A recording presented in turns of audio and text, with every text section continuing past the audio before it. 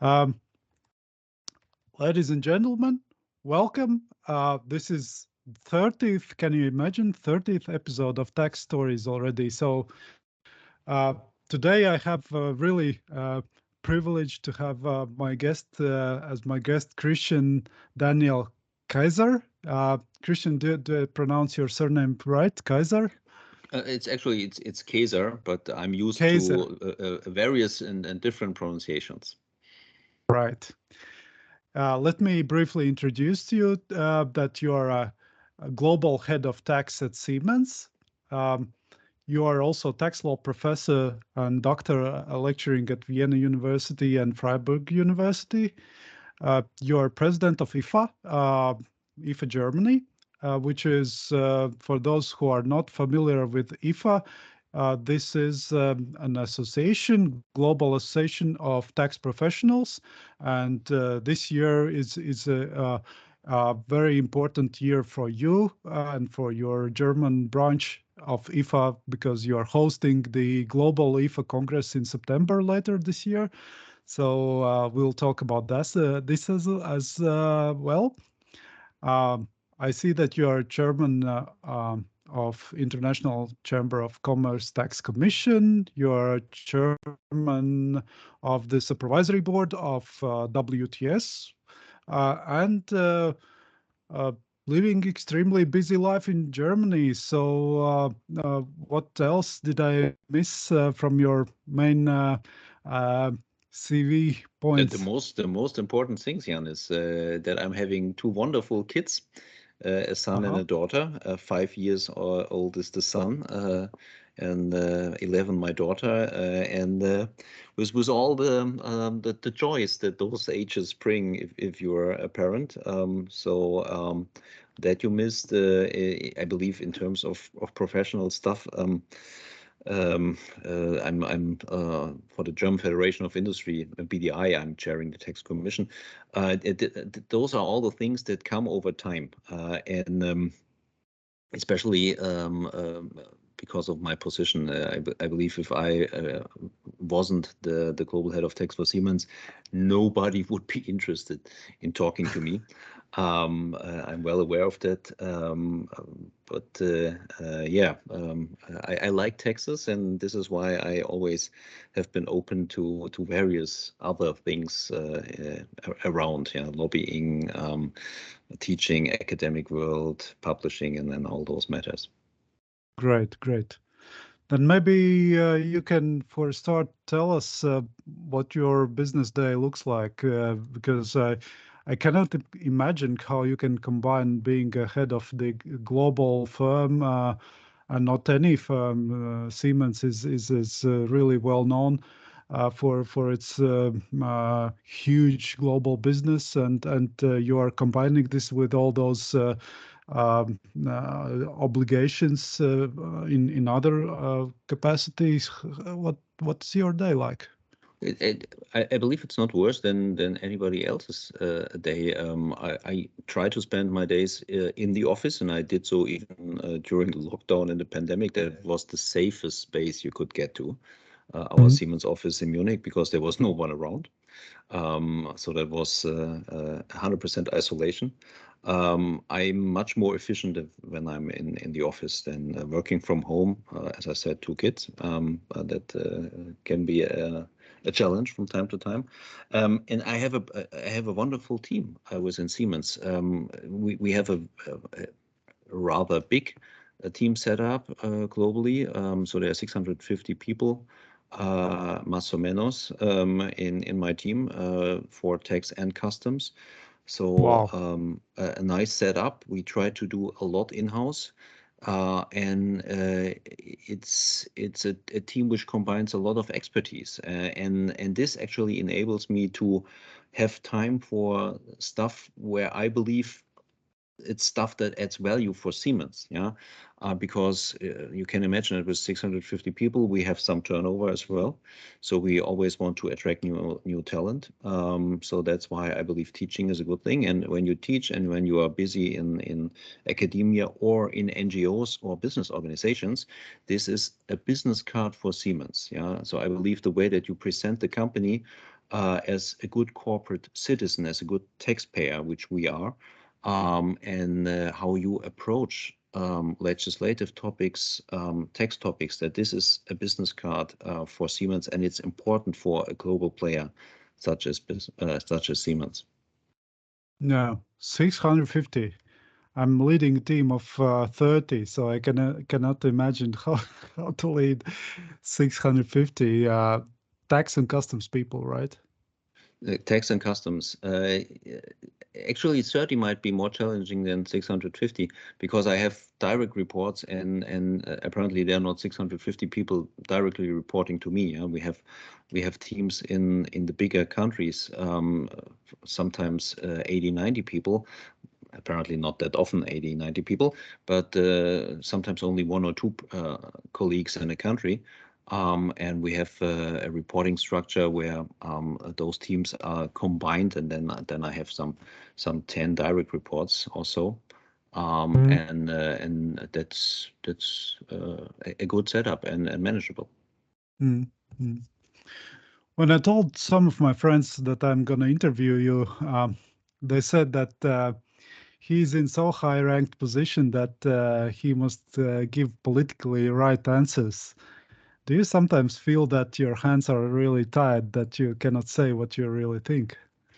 That very much depends on the situation. I actually, I try to be transparent and frank, and the people that know me well, they know that I'm maybe not the best example for giving political correct answers. Yeah, depending on how you define political correctness. Certainly, with some functions, especially if you are speaking on behalf of the German Federation of Industry, sometimes it's a bit difficult. I try not to give up myself. So I wouldn't lobby, for example, and try to emphasize a position and speak for a position where I'm totally against. Yeah. So if I don't see a point, but I wouldn't say that if this is then the position of the Federation of Industries, which is very unlikely. Yeah. But if that would be the position, I wouldn't say that I'm totally against it. That would be strange, but I wouldn't lobby for it. Yeah. So this is my compromise. But I try then to at least influence the decision-making process behind the curtain. And if possible, I try to be open, and I try to do this in a humorous way, because if you combine openness with a joke, it doesn't come across too bold and too aggressive. Yeah. Right.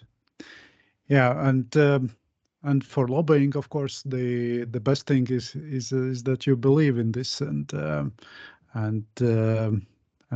lobby just what really you deem necessary lobbying. That's key to success to you as well, right? No, absolutely. If you're not convinced, you shouldn't be trying to sell something. And there's no difference if you're doing business and your products suck, then you can't really sell them, and you will not be successful over time. The same is if you want to change something in tax, be it legislative, administrative, or whatsoever. What I try to do, and what we try to lobby for, is that if we see technical issues where we believe they don't make sense, they only make the taxpayer's life more difficult, this is something that you can very, very well address. And then there might be a reason for this. And you hear those reasons most of the time. It's to counter abusive strategies and tax evasion, la la la. But I believe you have to make the point that there are 100 good taxpayers out there, and there's maybe one bad. Or 1,001, yeah, and that if you torture the good taxpayers for too long in a way which doesn't make sense, that they might become bad taxpayers as well, or at least if you lose the understanding for certain rules and administrative practices, that's not good.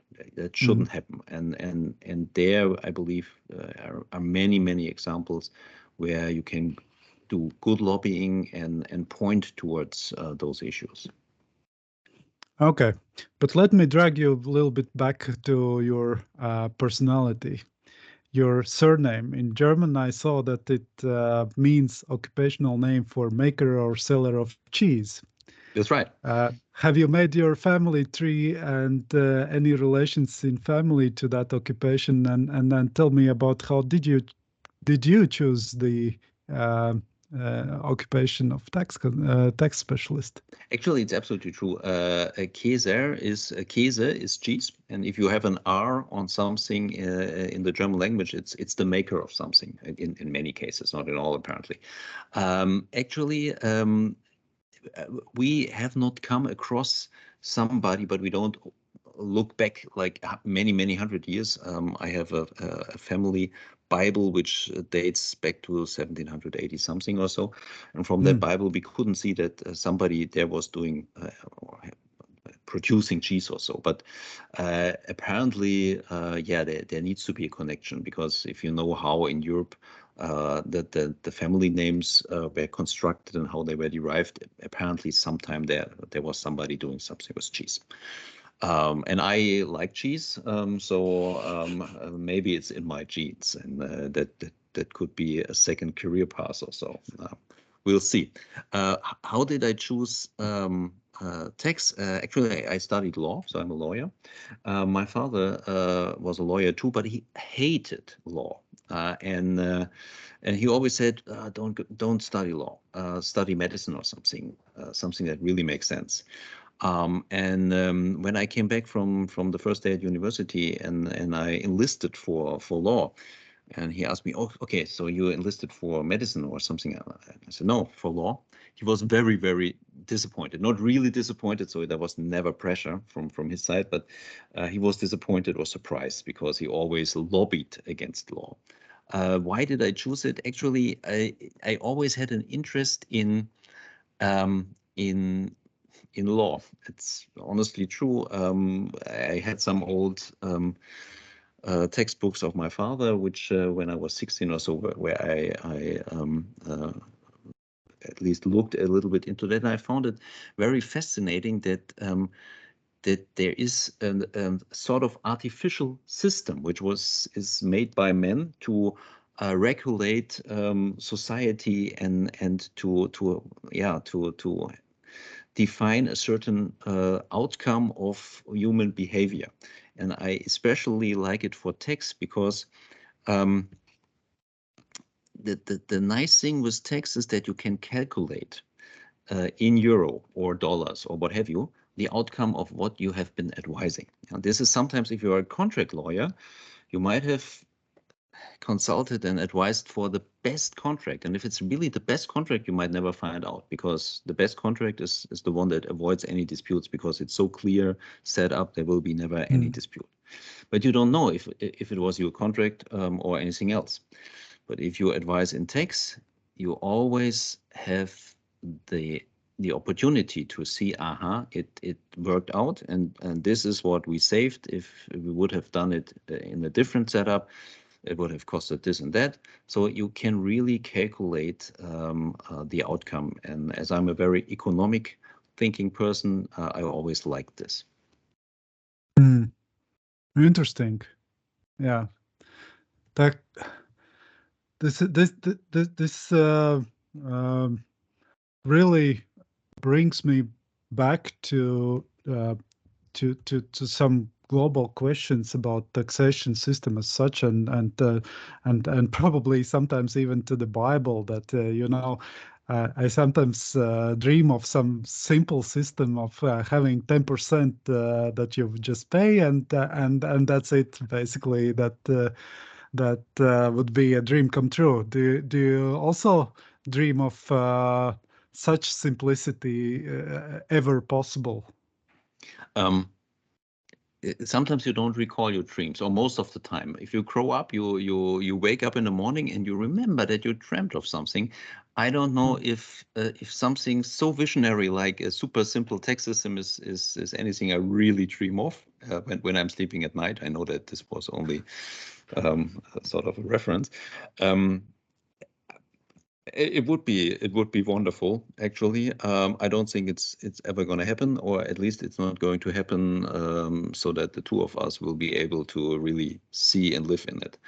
And that is for various reasons. I mean, the world is becoming more and more complex every day. Business models are more and more complex, and digitalization always is referred to as enabling stuff and bringing simpler approaches or simplification into processes. That might be true, but it's a big driver of complexity for the world of tax. Yeah, because we wouldn't be having pillar 1 and pillar 2 if there wasn't BEPS action item 1 about the digital economy. And actually, there's nothing more complex right now than pillar 1 and pillar 2 in the world of tax. So the trend doesn't look like bringing us a simpler system, so it might still remain a dream. Yeah, right. It's going in the opposite direction. I agree. But still about yourself personally, I've recently bumped into quite many books on happiness, and one of my first tax stories episodes was dedicated to that. There was a tax partner in a Cyprus law firm that left the firm and wrote a book about it. What I heard about your two kids, but anything else that makes you happy? Oh, that is the very, very fundamental question. Actually, I can tell you when I'm having a moment of happiness, and this is when, but very difficult to describe and very difficult to really define what the triggers are. But from time to time, when you're sitting there and having a glass of wine, and actually it's not a glass of wine, I believe, and you're having a peaceful evening with good conversations, this can be a very, very happy moment. But it's apparently not the alcohol and apparently not the conversation, because sometimes you're having good conversations and you don't feel that happiness. So actually, I don't know. It's when everything works out as nicely as you planned it to be, but that would be too simple. Yeah. So life is not a plan where you go step by step, and if all the steps unfold nicely, then you're happy. Actually, Yanis, I don't know if I can really answer that. I would so much love to have the answer, because that would be the key then. If you can really answer it, that would be the key. I can tell you that from time to time, I feel moments of happiness. From time to time, I feel the opposite. Yeah. So in that regard, a very a regular life, I would say. And yeah, and it's not that my kids would only give me happiness. Sometimes it's quite the opposite. So yeah, difficult. A difficult one. Right, right. But what is giving you happiness? Uh, Definitely my kids. I have three, Hmm. 3-year-old, 10-year-old, and 15, and we all are having uh, annual road trips. When we pack in the car and drive to Finland, we stay there for a week or two and all together play golf. So I think moments like these is something to cherish. Yeah, that's actually a good thing. I do this with my daughter. Every year we spend a week only the two of us, and that's really nice. It's not 24/7 full of joy again, but that's really Mm. nice. And we try to do different things. This time we've been to Barcelona, and we go half the day to the beach and then half the day sightseeing. And but this is spending time with your kids is really good. And sometimes I recall that um, you see people at the beach which are there with their kids, but they are on their mobile phone. Yeah, so they're, I don't know if they are working, apparently not, but they are enjoying social media or something else. So what I try to do is that the limited time is then not to be occupied with the mobile, Mm. and not to read mails or anything else, but really to try to focus on that time, which I believe is very important. And I would always prefer some hours which you fully invest and where you're fully focused, over a week or some days where you are absent all the time mentally. Yeah, so this is the other key for me for having quality time, as they say. Yeah, so that's, I believe it's an important matter. But nice to hear that you do the same. Maybe this is the key to happiness. And one proof of what you were saying is that I saw that you since 2018 have not made any entries on Twitter. So I hate Twitter. I hate Twitter. And honestly, I still have the account when it was very en vogue. I registered and looked into it, and actually it was en vogue in Germany. It was already late, I believe, globally. And then over time, I figured out that on Twitter that there might be nice information, yeah, but there is so much nonsense, and the people comment on pretty much anything. So the only social media that I use is LinkedIn. And this is very much business related. And even there, I've realized that it's sort of, yeah, becoming stranger and stranger and more political. So not really meant to be a business information system. And I look into Instagram, but this is more because there are some good sporting tips or other stuff, and therefore it's a very nice channel in that regard. But I don't actively use it. Yeah, and podcasts.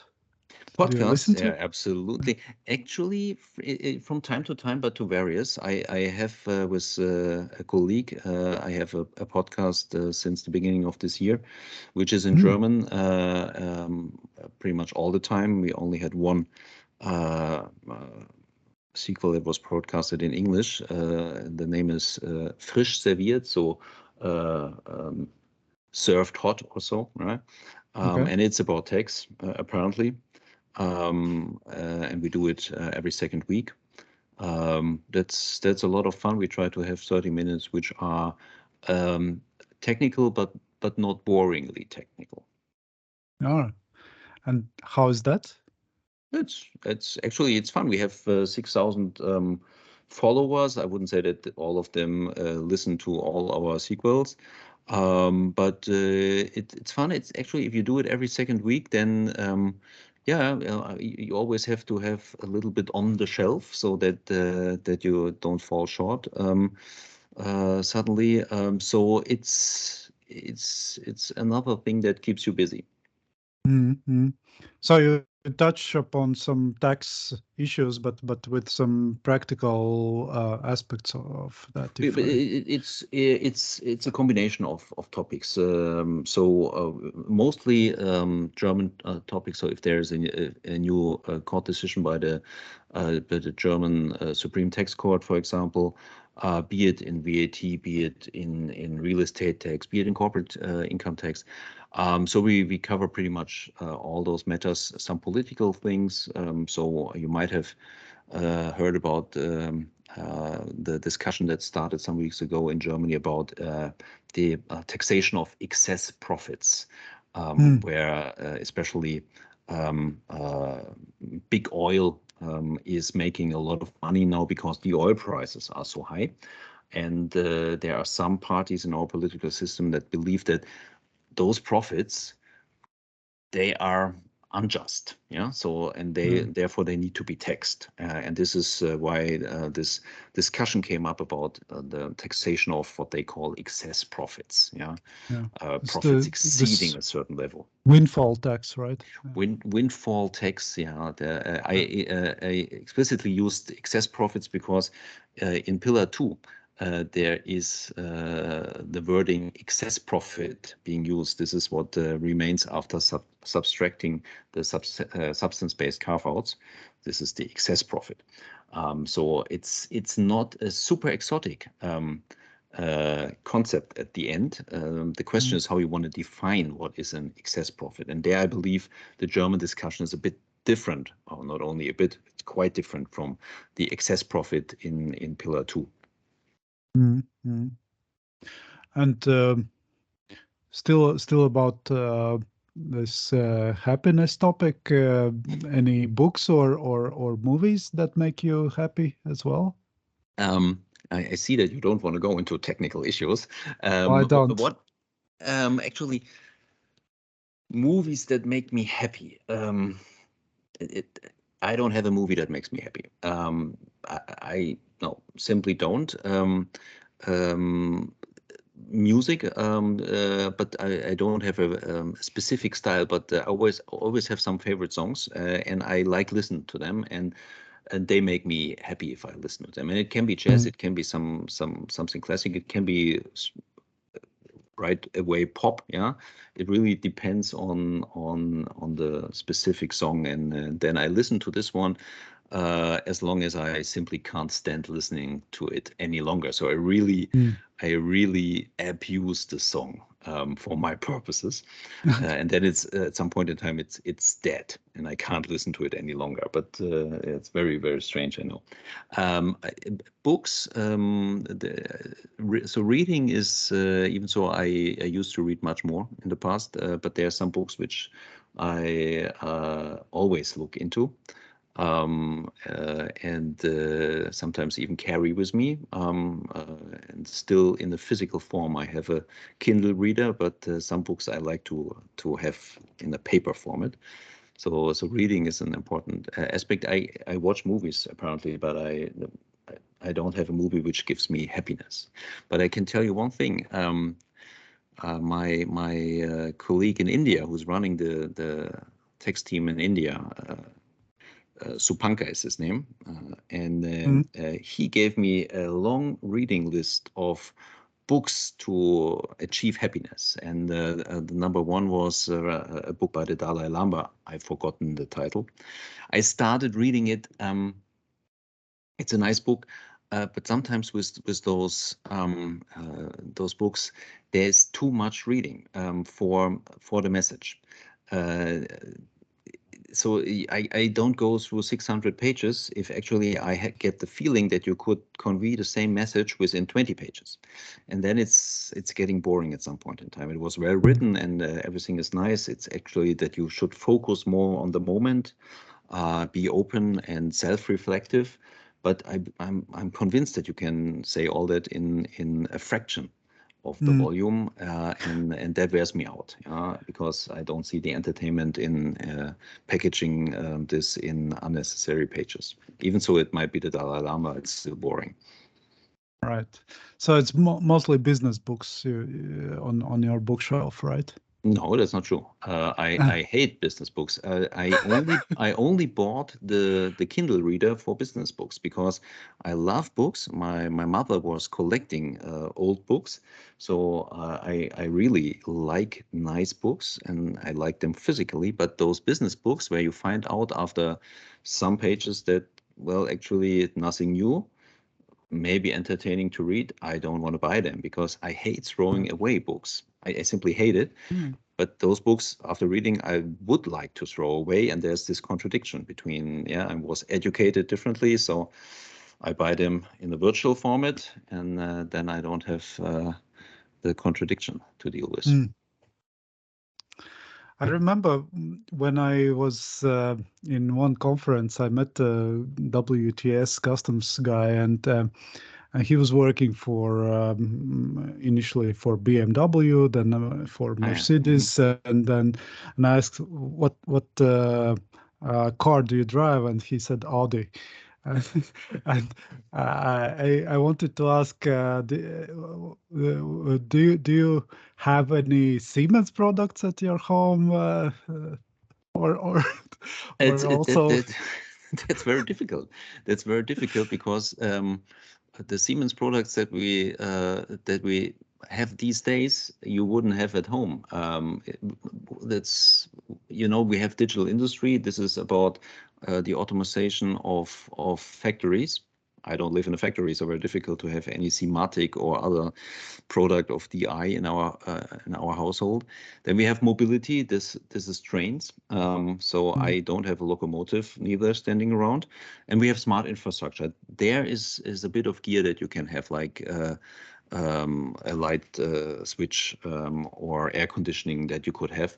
And we used to have, this is what people know, we used to have household appliances, the Siemens, Bosch Siemens household goods. But we sold this some years ago, 5 years ago already or something. We sold this to Bosch. So they are still allowed to use the Siemens name. So if you buy a refrigerator which has the Siemens brand, it's rightfully having the Siemens brand, but it's not Siemens any longer, it's Bosch.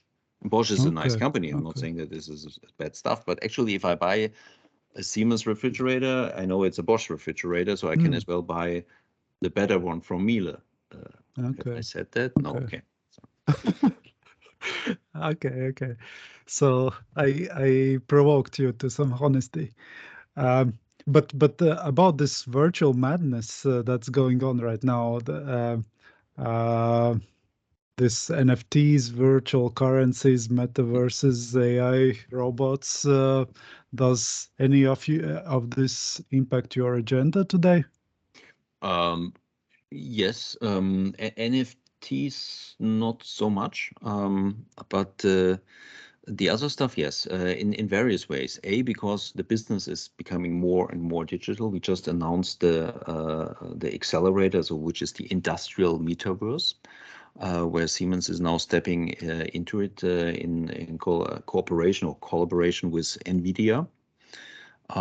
So that will be the next level of integrating virtual and physical world, which is very important for us because we have over the last decade or even longer, we have acquired many software companies simply to round up our portfolio of hardware, which now enables us to what we call have a digital twin of the product, of the fabrication, of the manufacturing process, where you can do the testing if you change certain parts of the product, what would be the consequence for the fabrication, manufacturing process, how would this product then be in real life if different temperature, different wind, different whatever. You can test for everything, but virtually, which is nice because you don't have to prototype any longer in the physical world. You can do it virtually. So this is wonderful. So you have an avatar of your product and of your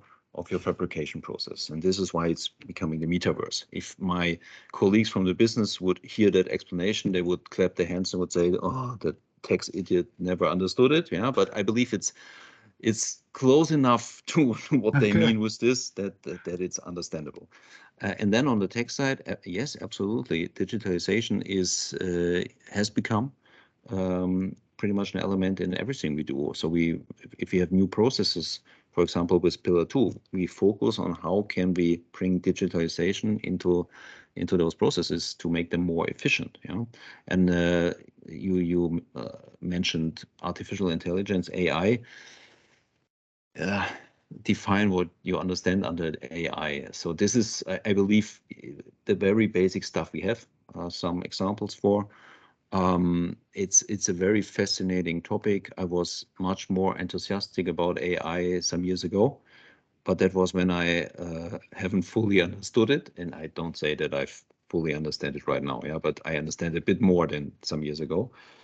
So I'm less enthusiastic, but it's there are many fascinating topics, thousands of them. Blockchain, we have developed applications in cooperation with other M&Es in Germany for blockchain solutions, especially for customs and VAT.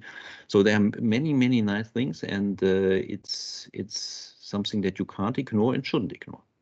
And something else we can't ignore is after one crisis, COVID crisis, came another one, the Russian war in Ukraine. How does this impact your business, and also what's your prediction? What will happen in the economy in the autumn and winter when the energy crisis and inflation will be a hot topic as well? Yeah. I mean, first of all, it impacts me directly in my private life because my wife is from the Ukraine. She was born south of Kiev, and we had some of her relatives staying with us for a bit longer than 3 months. They just returned to Kiev, and so I believe I I have some, I wouldn't say insights, but certainly a different relationship than if you have nothing to do there, right? Then business-wise, Siemens announced already in our Q2, our fiscal year starts October 1st. So some 3 months ago, we announced that we will exit Russia with our operations. That is, we've been there for much longer than 100 years. So this is, it's the right decision. Absolutely, it's the right decision. But still, it's you leave there with some mixed feelings because you have a team of folks that you know and who are good people. Now you exit the country. Still the right decision and the only thing to do. But yes, it's certainly having some impact on the business, not so much because the Russian market for digital industry and SI was, I would say, neglectable. For our mobility business, that was a material market, so that is really having a bit of an impact, but still the rest of the world is much bigger, so it will not have a severe impact at the end there. Tax questions are popping up, apparently, especially in Germany, which is if you have to impair or if you have a loss on selling your Russian subsidiaries under existing law, it's not deductible. Absolutely correct, that interpretation. The question is that the right approach? Because you are exiting and having those losses because you live up to the sanctions, the Western sanctions. So is this really the right answer that you lose your investment and you can't deduct it for tax purposes? I mean, there are other countries around the globe which allowed for the deduction of final losses. For example, in the Netherlands, even if it's a subsidiary, but if it's a final liquidation loss or other final loss, then you are still allowed to deduct it. So this is certainly something to be considered, or if you're having intra-group financing and you are impairing or having losses on your intercompany receivables vis-a-vis your Russian subsidiaries, they should finally be deductible. And there was or still is in Germany an interpretation of intercompany receivables which make it very difficult to get that deduction. So there are some tax implications to that. And then there are the overall economic implications that you mentioned, inflation, which might end up into a real recession. Actually, I think that the inflation was starting earlier. Yeah, so with hindsight, you're always smarter. Yeah, but there was already inflation kicking in at the end of last calendar year.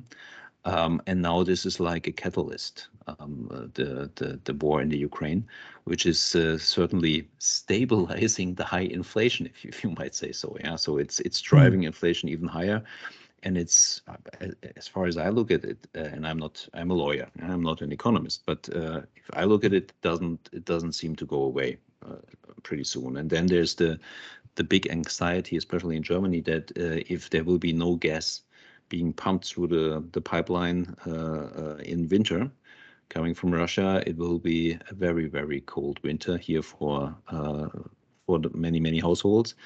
And even worse, there will be some big German traditional companies which will have a very, very tough time if they even are going to survive. Yeah, rough times and big uncertainty. And another big uncertainty is the ESG topic, which is currently high on everyone's agenda, I think, worldwide. And we had also interesting tax episode with Carl Berlin, where he told the inspiring story of Ørsted turning from a black oil company to green, global renewable energy leader. So do you have this topic on your agenda as well? I believe everybody is having ESG on his or her agenda. It's not going away. But for me, there's ESG and there's ESG. I am fully aligned with the United Nations SDGs, the Sustainability Development Goals. All of them make sense. All of them are super important. That's for me the content. If we talk about ESG, often we talk about the reporting, yeah, and this is something where I believe, yeah, it's difficult. There are no standards yet, which everybody applies the same way. You might have the taxonomy, but taxonomy doesn't really cover taxes. Then you have the GRI stuff, but not everybody applies the GRI's methodology.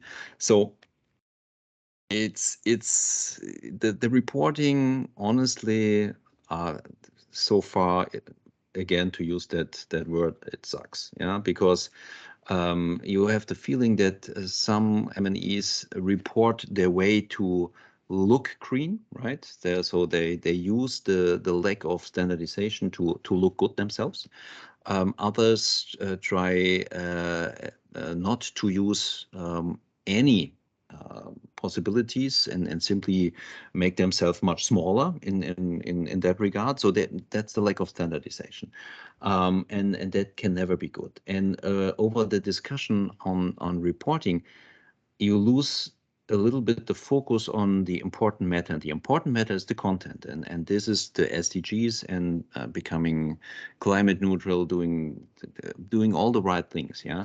But most of the discussions is about the reporting, and what I try to do is that we don't focus on the wrong stuff, which is for me the reporting only, but we try to focus on the right stuff, which is the content and doing things the proper way. And if then reporting kicks in, it will not be difficult for us, because if you have been doing the right stuff, then to report on it should be easy. Mm. Right. I know that WTS Global Tax Advisor network originated from Siemens Tax Department. How do you see the pros and cons of WTS versus Big Four? That is still easy because WTS is a pure tax advisor, so there is no audit practice, which saves you from all the independence questions that you otherwise would have to look at.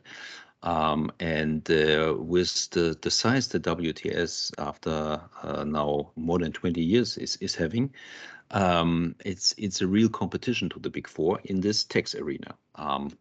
So I believe this is maybe not the only, but this is one of the USPs of WTS. The other USP is that if you look at the shareholder structure in the Big Four, it's some sort of partnership. Yeah, so somebody owns it. Yeah, and always somebody owns a company. But with WTS, it's not the partners owning it. There's a foundation which sits on the 100% of the shares.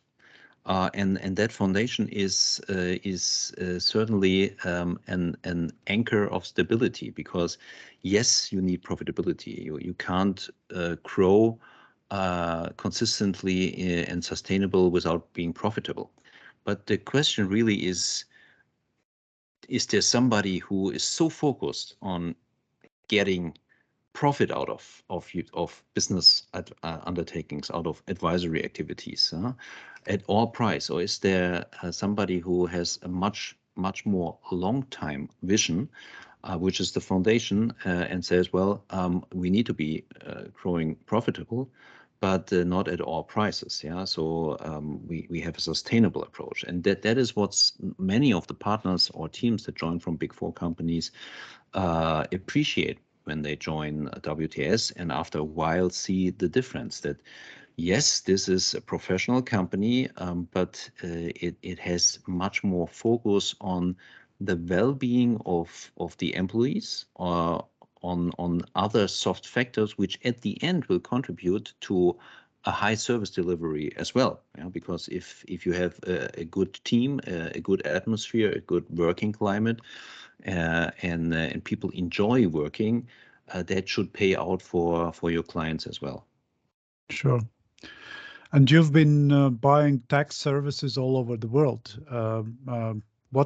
How does good tax advisor look like? What would be the best examples? Super cheap, extremely reliable, always on time, very open and transparent, well connected to tax administrations, but not too well connected. No kidding. I mean, it depends a little bit. When we buy services, we either buy compliance services in the small countries where we don't have a tax team, and with compliance, you want to be in time, not too late, and it needs to be correct, and at a good price, because there are many providers that can provide compliance services. So they're really, pricing is a differentiating factor. It has become more and more a commodity. And then there is the advisory part, which most of the time we cover ourselves. I told you we have 650 folks, so we are able to cover a lot of stuff. So when it's getting really complex, bigger transactions, restructurings and stuff, then we go external, and then what we buy is expertise. So apparently what we then expect is expertise, because this is the only reason why we go to an advisor. And this is why the price then is not so much the differentiating factor. It's the service quality we get. So is there creativity? Is there something that we don't know? Is there responsiveness? And is this something which shows that there is an understanding for in-house needs, which is there might be a wonderful, ultra complicated 200-step plan, which we will never be able to sustainably apply, because it was in a group like Siemens, you have to convince so many parties, legal, accounting, shareholder management, the business. If it's getting too complicated and too many steps, which all the changes, we're having so many changes every year, it's simply not sustainable. And this is something that we as well need from an advisor, the understanding that it needs to be doable what they present to us. I see in my vision of the future of tax advisor that it will be difficult to determine if it's a law firm or if it's a T firm, that there will be so much technology involved to help the businesses that we serve. How do you already see some technological advancements that make your life easier? I mean, in tax advice. No. It's I'm having a sort of small break to really reflect on that, because I believe it will take a bit longer until we really see the impact. There are many technologies. I mean, most obviously, dashboard solutions. I always call that James Bond technology, because you have a map where you can click on a country and then it drills down and you get all the information. But there's no real logic behind, because this only connects data sources and data points and visualizes that in a nice way. So this is actually nice to look at, but doesn't give you any edge. If you bring in that real automation, we already have many use cases, and firms are using many use cases for process automation, robot process automation in some pieces of compliance processes. Alteryx, if you combine various data sources, or Power BI, so various systems which are available off the shelf and that you can use. Mendix, for example, low-code software, which is software, internal software, because it's Siemens proprietary. Everybody can buy it. We use it ourselves apparently because it's Siemens software, and you can develop your app It's low coding. We have that in our transfer pricing documentation process based on apps that we did ourselves on our own software. So there are many different use cases, and it's getting more and more. I still believe that there is enough left for real tax advice. So within the compliance processes, automation will kick in more and more. So and that's no surprise. So you see from the, I hesitate to say low end, but yeah, from the compliance work, from the number crunching and number combination and manipulation adjustments and filling out forms. From there it starts. The question is, how long will it take that it really reaches advisory levels? And honestly, it will take a while. You would need what's being called the singularity, so that the machine really reaches the human level. And then not every human being is able to give good tax advice. The question for singularity is what human being do you choose for comparing if you have your singularity? So that will take a while. I'm not concerned. I'm 49, so under German law, still 18 years, 67 years, 18 years to go for me, and I don't think that we will have singularity in tax terms achieved within the next 18 years. I can't see that. So there's still plenty of opportunity for creativity in tax and applying your skills before the machine will take that over. I know that this wasn't exactly your question, but if you look at it from an advisory perspective, for the next 20 years or so, I'm convinced that there still will be enough room for good tax advisor companies and giving good tax advice. Or if machines take over, we at least have our podcasts to do. We can still, but hey, come on! You don't know how creative machines would be doing the podcast. If you look at the paintings they can already shelf out, then they are pretty creative and can do nice work. So they might have one or the other joke, and they certainly listened to all your 30 podcasts, and with this unstructured data, they can compose wonderful new episodes. Yeah, good idea. Of course, we should talk about the upcoming IFA Global Congress that will happen this year in Germany. As I told, would you give us a small teaser Absolutely. for those still considering if to go or not? Well, you shouldn't continue to consider. You should simply register. I have. You have. That's good, Janis. Thanks so much. Because you were taking full benefit of the early bird registration period, which officially ended. Yeah. It officially ended last week Thursday, but we extended it for 10 days. Okay. So it now terminates, I believe, this week Sunday, which should be the 10th. So there's still the opportunity to save €500 for the registration fee. The conference will take place September 4th to September 8th this year in Berlin, as you mentioned.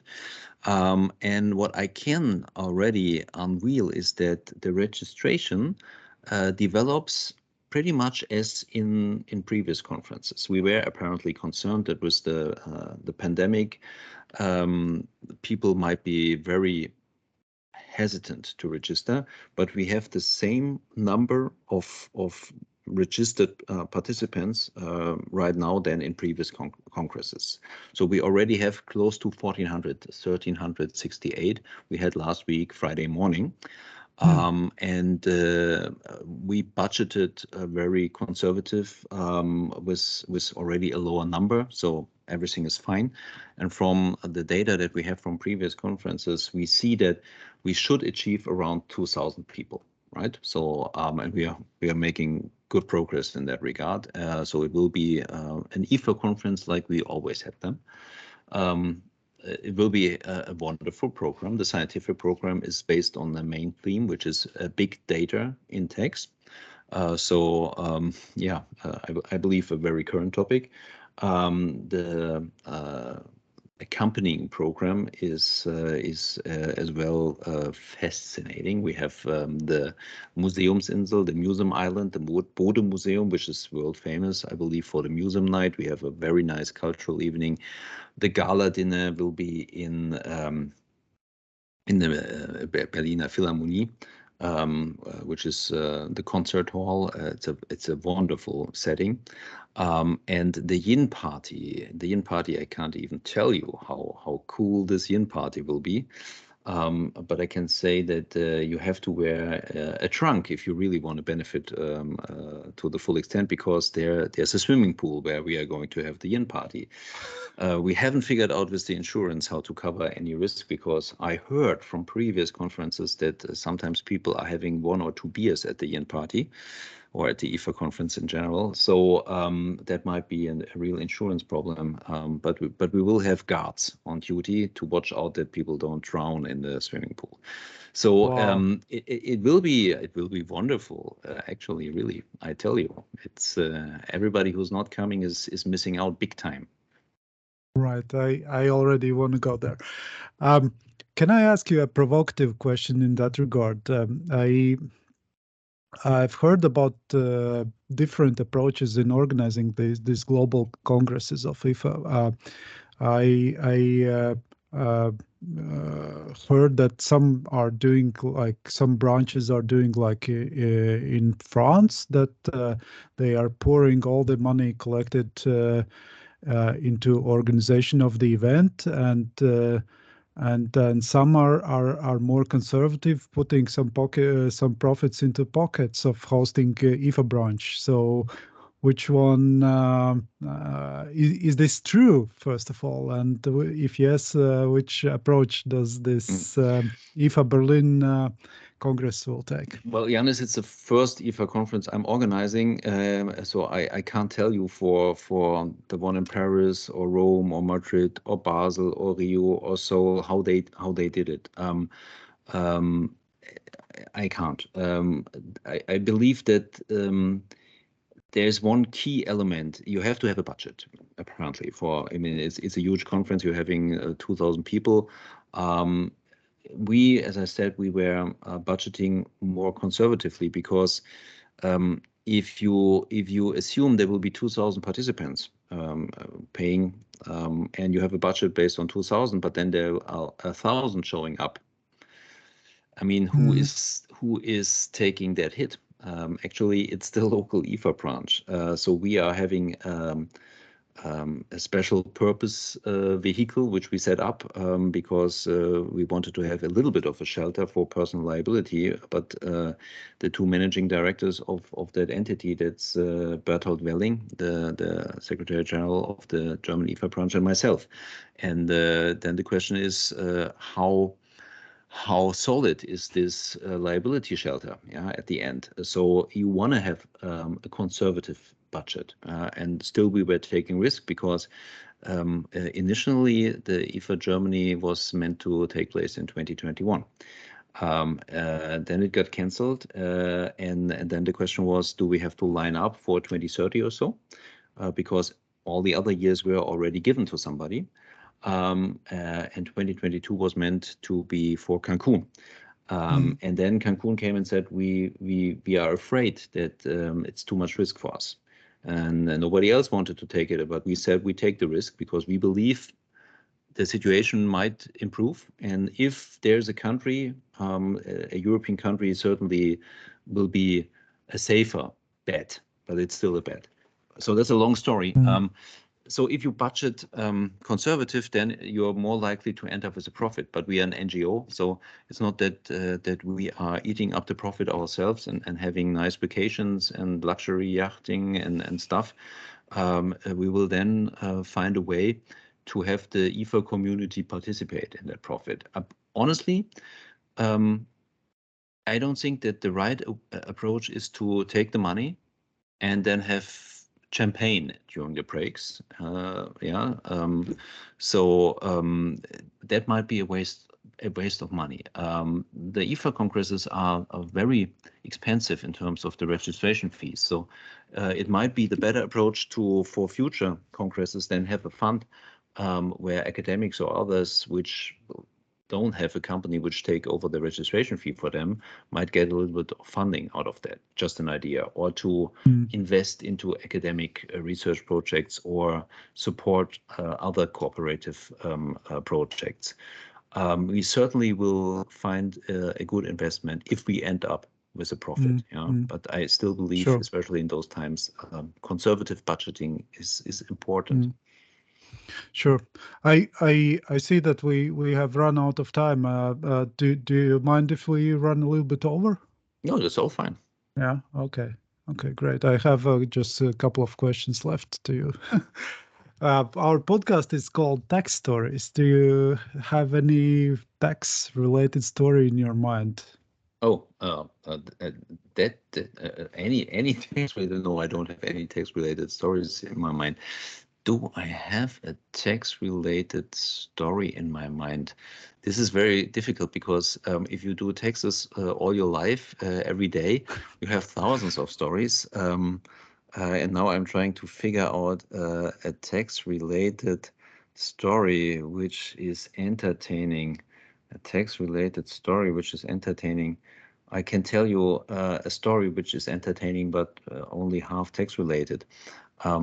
When we bought Mentor Graphics, that was a US-based software company, and we bought it in 2016, if I recall.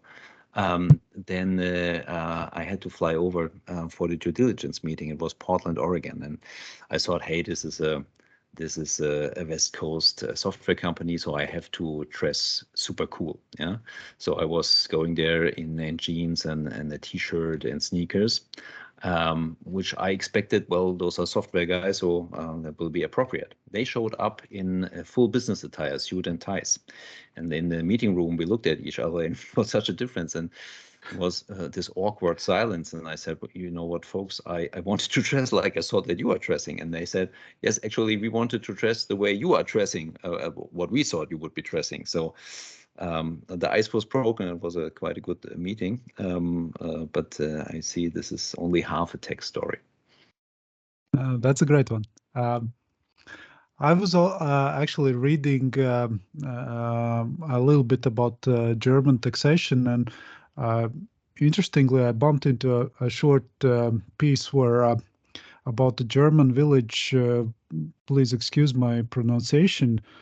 Norderfriederskog. Not a Friedrichskoog, yeah. That's a trade tax haven. Right, right.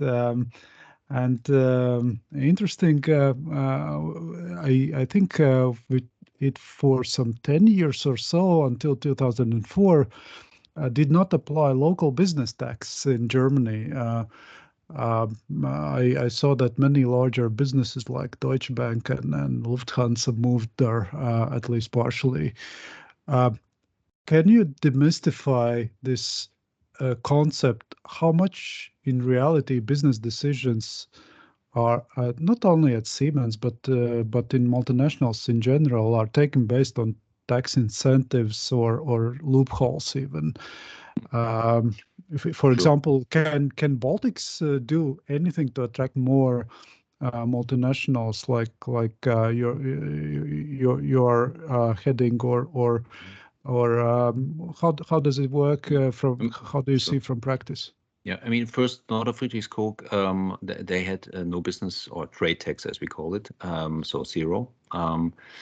Then there was a floor being set by legislation, which is translated into you have to have at least 7% of trade tax.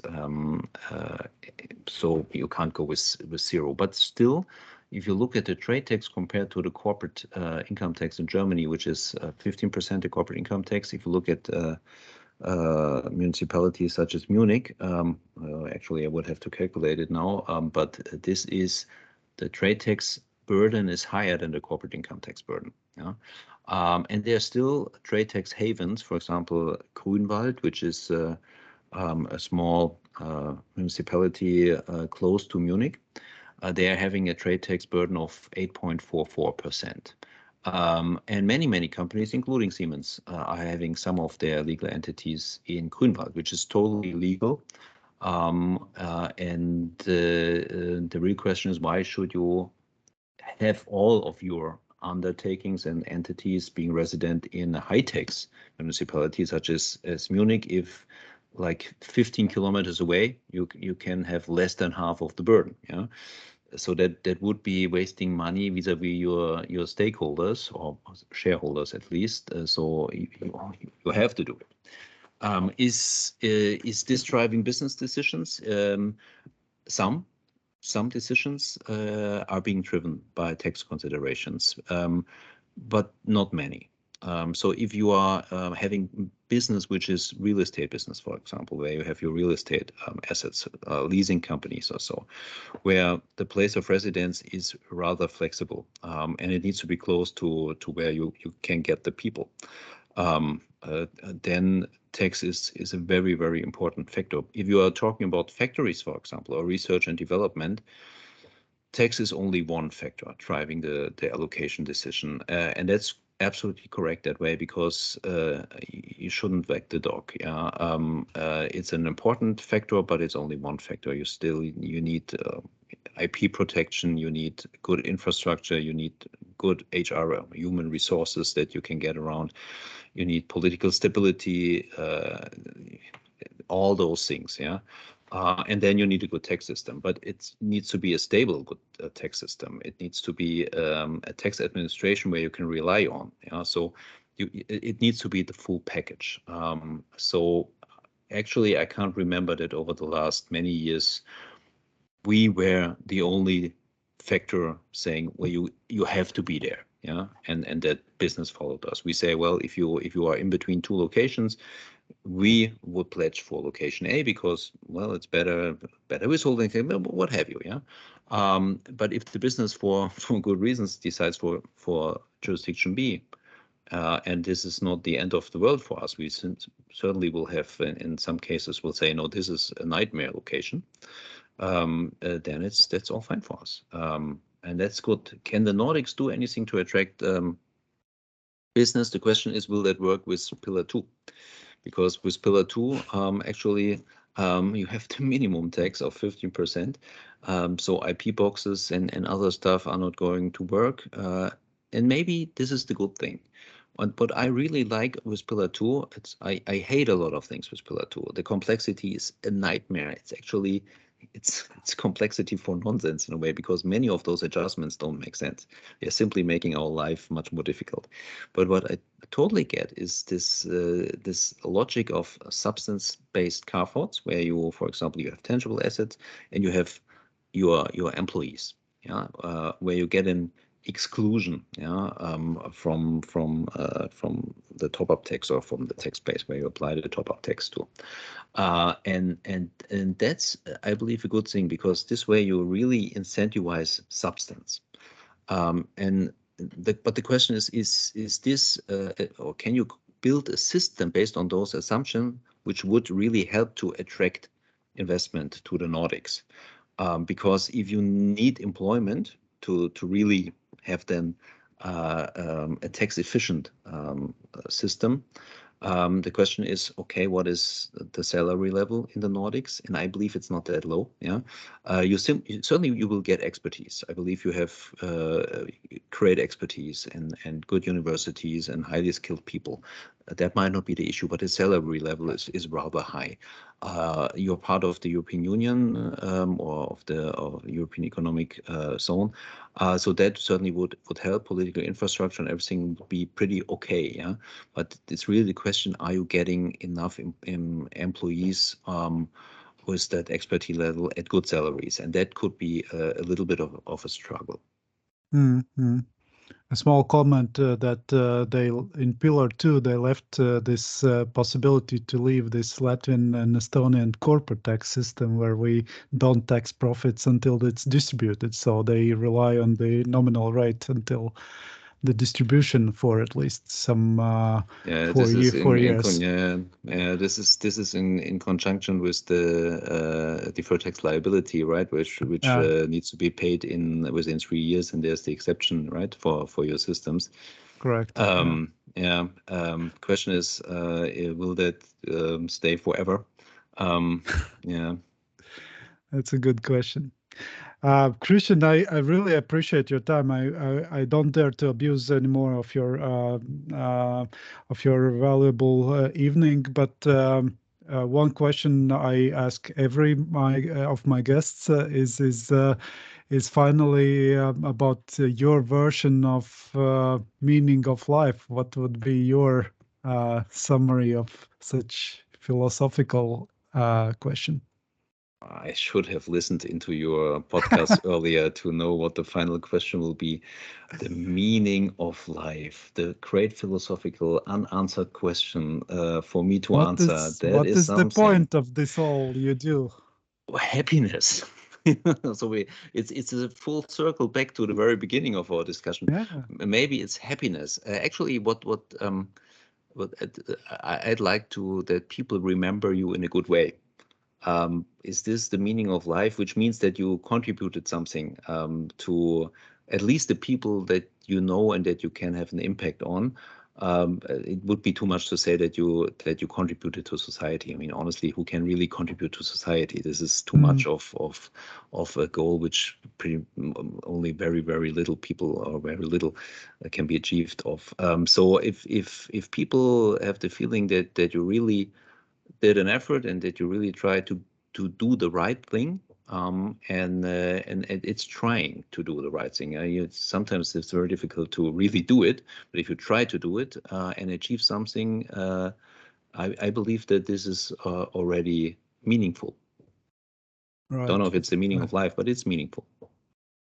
I'm fully with you. And quite recently we had an unfortunate event that the head of WTS Kenya passed away, and I had one of the podcast episodes with him, and the thing I remember was his enthusiasm and his passion for and contribution to meaningful things. So I'm truly with you what you're saying. That's actually now almost a shock because I'll have to look it up. I'm super bad with names. But I remember that one African tax lawyer I met in a conference in Washington many years ago, and I'm not absolutely sure if that's a colleague from was a colleague from Kenya, and I introduced him to WTS at the time because he was looking to become a part of a international alliance or so. I really have to look up if that was this guy. I haven't seen him for so many years, but yeah, I wasn't aware of that. Yeah. With that thought in mind, I truly appreciate your time and valuable thoughts and commentaries. I really enjoyed this a little bit more than 1 hour with you. So, ladies and gentlemen, uh, Christian Kaeser with us, and I hope to see you soon in IFA Berlin. I hope to see you, Janis. Thanks a lot. It was a pleasure to be in your podcast. Thanks. Thanks.